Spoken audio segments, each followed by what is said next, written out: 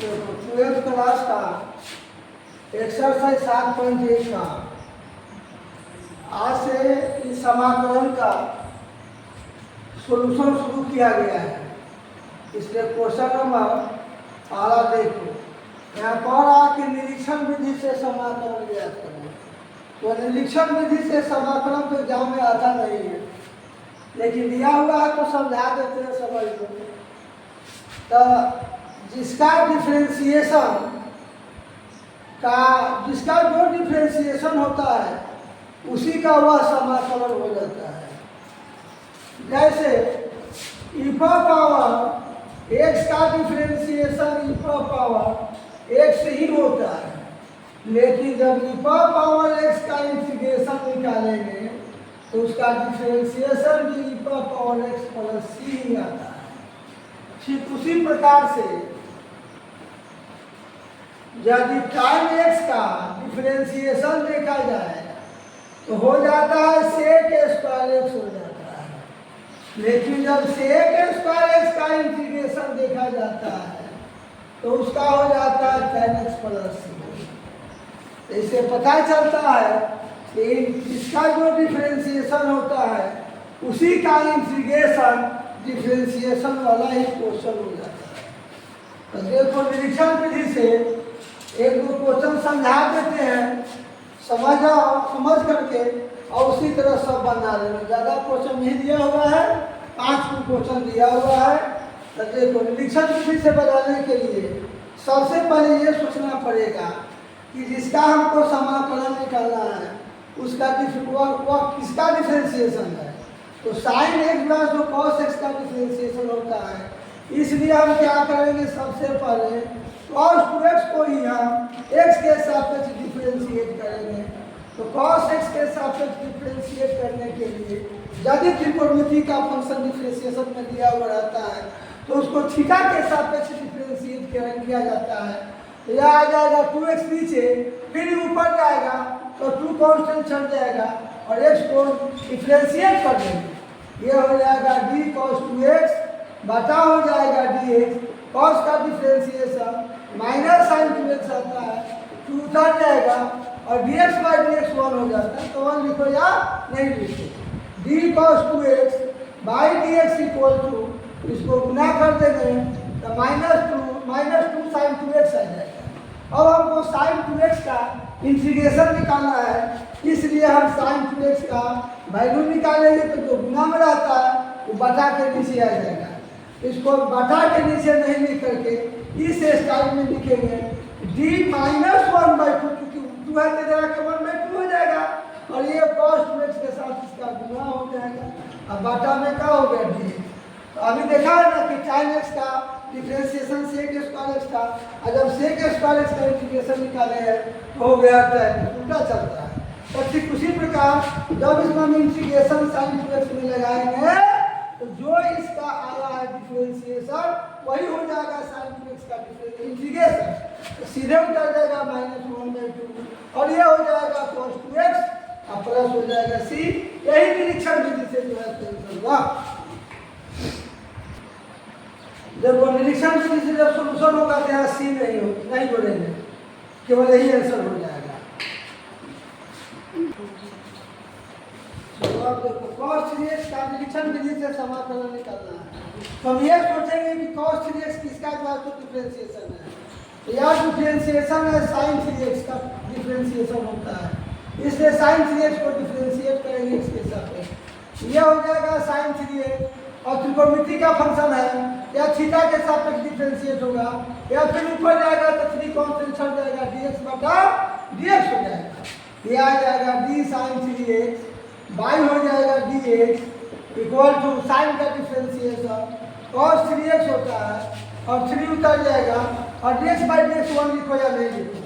ये हो जाएगा d sine 3x by dx equal to हो जाएगा 3 cos 3x उतर जाएगा और यहाँ 3 प्लस गुना में है वह इसके बटा में आ जाएगा, इसलिए cos 3x इक्वल टू यह जो 3 है अब 1/3 इंटू साइन 3x इस रूप में हो जाएगा, अब बटा हो जाएगा dx। स्टूडेंट जानता है कि जिसका जो डिफरेंशिएशन होता है उसका इंटीग्रेशन भी वही हो जाता है। जैसे हमने कहा किया कि tan x का उल्टा चलता है, tan x का डिफरेंशिएशन हो जाता है sec स्क्वायर x, और फिर sec स्क्वायर x का इंटीग्रेशन हो जाता है tan x प्लस c हो जाता है। ठीक उसी प्रकार से क्या करेंगे, जब cos 3x का इंटीग्रेशन निकालेंगे तो इसका क्या हो जाएगा, जो डिफरेंशिएशन आया है वही इसका इंटीग्रेशन होगा, यानी 1/3 sin 3x हो जाएगा, और प्लस c इसमें कांस्टेंट ऐड नहीं किया जाता है। यही हो गया आपका सब। देखो यह एक्सपोनेंशियल फंक्शन दे दिया है, ई पर जितना पावर आता है उसका डिफरेंशिएशन जो है सो करने पर वही आता है। तो देखो क्या करेंगे कि हम ई पावर 2x का जब डिफरेंशिएशन करेंगे तो एक्सपोनेंशियल फंक्शन में पावर के सापेक्ष डिफरेंशिएट किया जाता है, इसलिए इसका पावर नीचे आ गया। जब ऊपर जाएगा तब तो कांस्टेंट छट जाएगा और ये dx बटा dx हो जाएगा। d power 2x by dx equal to e पर कितना हो पावर होगा उसका डिफरेंशिएशन वही रह जाता है। अब उन्हें 2 उतर जाएगा, dx बाई dx 1 लिखो या नहीं लिखो, d पावर 2x बाई हो जाएगा dx से 2 से गुना हो जाएगा तो 2 ई पावर 2x, और जो 2 गुना में है वह बटा में आ जाएगा, यानी ई पावर 2x इस कंडीशन में हो जाएगा 1/2 ई पावर 2x और बाई हो जाएगा dx। जब इसका इंटीग्रेशन निकालेंगे तो जो इसका डिफरेंशिएशन आया है वही आंसर हो जाएगा 1/2 ई पावर 2x, यही आपका आंसर निरीक्षण विधि से होगा। इसी तरह क्वेश्चन नंबर 4 और 5 बना लेंगे। अब क्वेश्चन नंबर 6 देखिए। चलो देखो, अभी समाकलन हल करना है, इसको निरीक्षण विधि से नहीं बनाना है। निरीक्षण विधि से बनाने के लिए एग्जाम में नहीं आता है। ऐसे 2-3 क्वेश्चन सोल्व कर दिए हैं कि लास्ट में विद्यार्थी बनाएगा, नहीं बनेगा तो फिर लास्ट में बना देंगे। लेकिन देखो अब यहाँ से 6 से क्वेश्चन यहाँ दिया हुआ है, 2 टर्म में दिया हुआ है, तो दोनों टर्म को अलग अलग करेंगे। तो सबसे पहले जो 4 कांस्टेंट अलग कर देंगे और ई पावर 3x dx हो जाएगा, और प्लस ई पावर 1 का इंटीग्रेशन अलग कर देंगे। तो एक फॉर्मूला आता है ई पावर ax dx का integration E power x by a और प्लस c हो जाता है, जो कांस्टेंट का तो पता के नीचे आ जाता है। According to formula e power 3x का इंटीग्रेशन 4 into ई पावर 3x, यहाँ कांस्टेंट 3 है बटा के नीचे आ जाएगा, अब 1 का इंटीग्रेशन d के बाद वाला हो जाता है, d के बाद में आता है वही x रहता है, अब प्लस c हो जाएगा आपका आंसर। अब क्वेश्चन 7 समझो, तो बाहर x स्क्वायर से दोनों में गुना कर देना, x स्क्वायर में 1 से गुना x स्क्वायर, और इसमें गुना होगा तो x square into 1 by x square dx हो जाएगा, और x स्क्वायर से x स्क्वायर कर जाएगा, x स्क्वायर माइनस 1 dx हो जाएगा। दोनों को अलग अलग कर देंगे, 1 अलग हो जाएगा। अभी बताएं कि x पावर n का जो इंटीग्रेशन का सूत्र x power n plus 1 by n plus 1 उसी पर छोड़ देंगे। तो 2 पावर दिया तो 1 बढ़ा देंगे तो 2 3 हो जाएगा, अब बटा में 3 उतार लेंगे, अब 1 का इंटीग्रेशन d के बाद वाला 6 प्लस c हो गया आंसर। देखो इसमें 3 टर्म है, तीनों टर्म को अलग अलग इंटीग्रेशन में सेट करेंगे।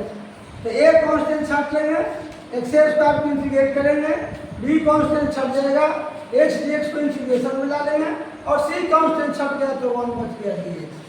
ये हो जाएगा a इंटू जो पावर दिया हुआ है वो अधिक बढ़ा देंगे, अब पावर को नीचे उतार लेंगे।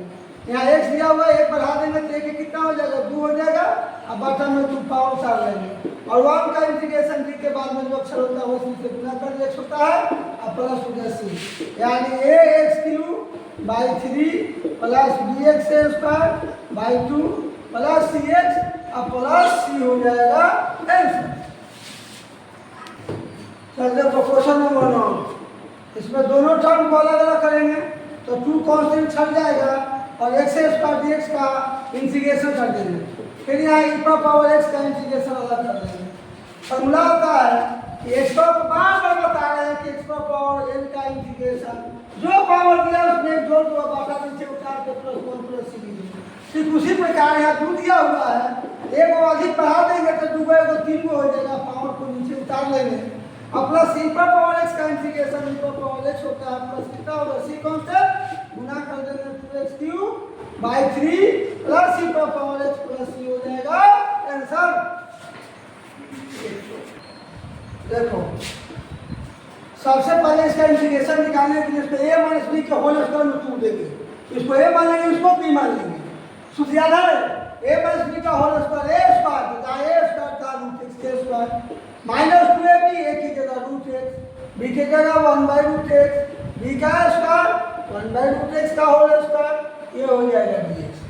स्क्वायर हटता है रूट भी हटता है इसे ही कट जाएगा -2 स्क्वायर हटता है रूट हटता है dx।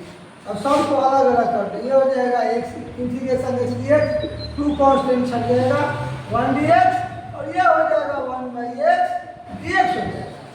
तो x का इंटीग्रेशन फिर उसी सूत्र पर x पर पावर n वाला सूत्र पर तो जो पावर दिया है वो अधिक कर देंगे देख दिया तो 1 2 हो जाएगा और जो पावर आएगा उसको नीचे उतार देंगे -2 1 का इंटीग्रेशन d के बाद होगा d के बाद में क्या है देखो बच्चा अधिकांश बच्चों को सिखा दिया जाता है कि 1 का इंटीग्रेशन तो x प्लस सी होता है लेकिन आगे चल के झगड़ा पड़ जाता है जहाँ 1 भी सिखाया जाता है वहाँ भी बच्चा x प्लस सी लिखता है।